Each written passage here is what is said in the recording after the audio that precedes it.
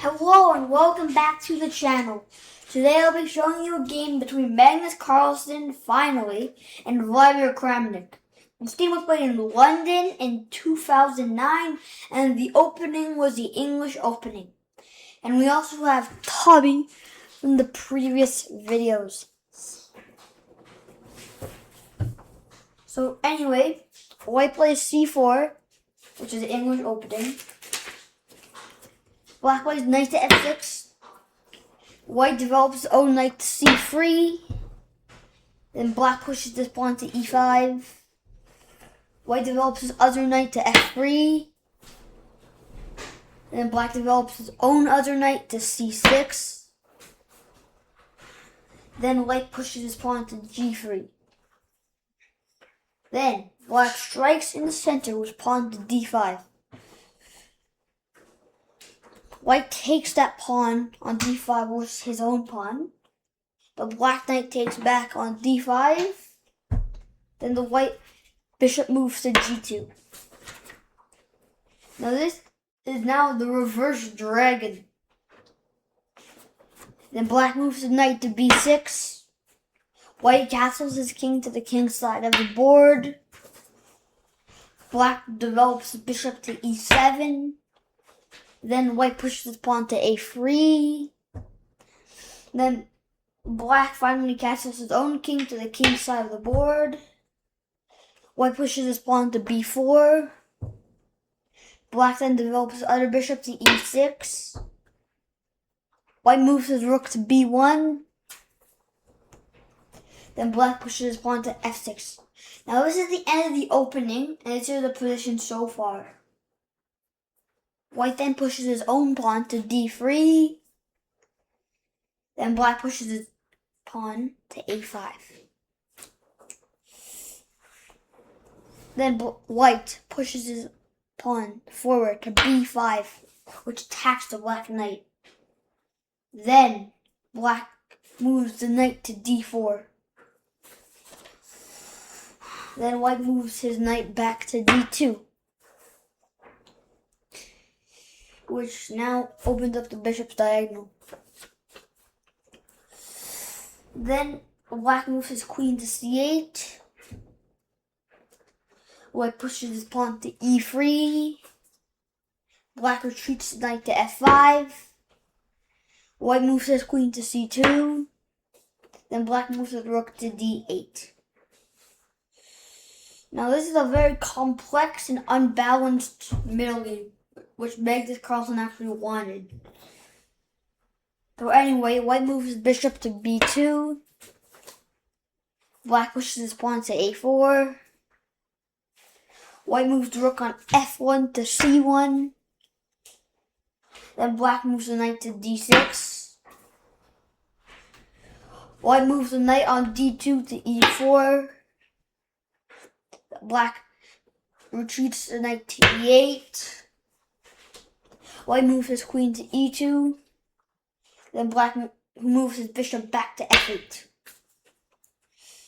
Then white pushes his pawn to f4. Black takes that pawn with his own pawn. White takes back with the g pawn. Black moves the queen to d7. Then white pushes the pawn to d4. Then Kramnik plays a move that seeks to remedy his exposure on this long diagonal pawn to c6. White moves the knight to c5. Black takes that knight on c5 with the bishop. White takes back. Then black moves the knight to c4. White moves his rook to d1. Then black moves his queen to c7. Now the rooks can trade, but Carlsen instead plays bishop to c1. Then after bishop to c1, black moves his knight back to a5. Then white takes the pawn on c6 with his own pawn. The black takes back with the b pawn. Then white plays knight takes pawn on a4. So now white is a pawn up, but black is compensation. Then black plays rook takes rook on d1, which check. White takes back on d1. The other black rook moves to d8. The white queen moves to c2. And then the black queen moves to f7. Now black first is this, and this can also be an idea in the future, potentially. Then white moves his knight to c3. After black plays a little inaccuracy / dubious move. Queen to a5. Now this move wants to attack the white king. Like, just attack. But then white moves his knight to e2. Black plays a mistake. Bishop to f5. Now the best move here was king to f8, actually. So after bishop to f5, white pushes his pawn to e4.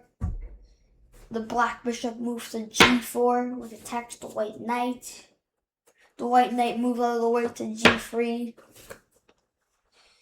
And the black queen moves to f7. The white bishop moves to f1. Then its counterpart moves to e6. The white queen moves to c3, which does attack the black knight on a5.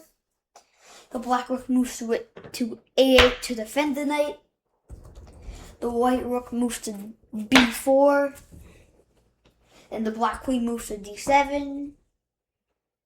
The white pawn moves to f5, which attacks the black bishop. The black bishop calmly retreats to f7. Then the white bishop moves to f4. Then black moves the queen all the way down the board to d1. Then the white king moves to f2. The black knight moves to b3. The white bishop moves to e2. The black queen moves to b1, which keeps defending the black knight. The white bishop moves to c4. The black rook plays rook takes a3. And then white moves his knight to e2. Then white won.